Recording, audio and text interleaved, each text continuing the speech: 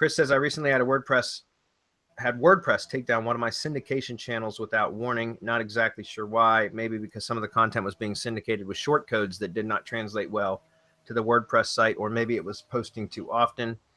Wondering the best way to handle this. Do I try rebuilding all the site posts that used to be on WordPress all at once or over time, or another WordPress site, or just start syndicating with a new channel and not worry about getting the older stuff posted? Chris, that's going to happen from time to time. No matter what you do, there are going to be times where one of your web twos, even a branded property that you've taken well care of, will sometimes still get terminated because of the automation that we're using that sometimes will trigger it. There's just a number of reasons.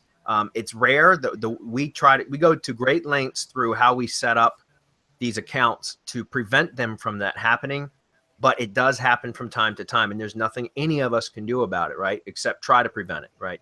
So, Chris, yeah, we've even had some of ours terminated. And what you mentioned about a short code. So, like, if you were using a plugin or something on your main money site that inserted short codes into the post, which would obviously, when the page was loaded, would convert into a script or an image or whatever it was that you needed it to be. When it gets syndicated, that's not going to occur because that plugin's not present on the WordPress.com site, if that makes sense. So you got to be careful about that. We've had that same issue on a number of occasions with some of the stuff that we've syndicated from our own blog, causing problems. Like, you know, form code, for example, opt-in form code that just looks like raw code on the page because it doesn't translate because it's not in a short code and the plugin's not present, that kind of stuff. So you just got to be wary of all of that. Something that you can do if you are going to continue to use those kind of like short code plugins and things like that on your money site. Excuse me, I got somebody calling in. Hold on a minute, let me hang up on them.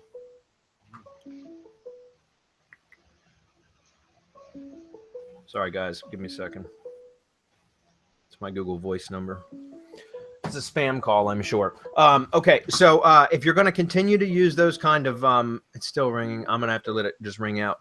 If you're still going to use those kind of plugins, I would recommend that you just set your WordPress post to your RSS settings from full post to summary. Now, I know for branded properties, we like to recommend using the full post and the full text of the post instead of just the summary. But if you're using short codes and things like that from your main money site that aren't going to syndicate and post into the blogs of your syndication network, then you may want to use the summary post instead. Okay? Or reconsider what you're posting within the content of your posts so that you don't have those issues. You could do that as well. All right, Dave's up. He says, I have a new tier 1 network for YouTube. By the way, just so you know, I would say start a new WordPress.com site and then just start syndicating posts from that point forward, the moment of origin forward, if that makes sense. Because I wouldn't worry about going back and publishing all the already published posts on the new WordPress site. I wouldn't worry about that. It's too much manual work. If you got a VA that you can send it to, fine. But I wouldn't do it yourself. If it were me, I would just create a new account, attach it to the network, set up the automation, the triggers and all that. And then I would just post from that point forward.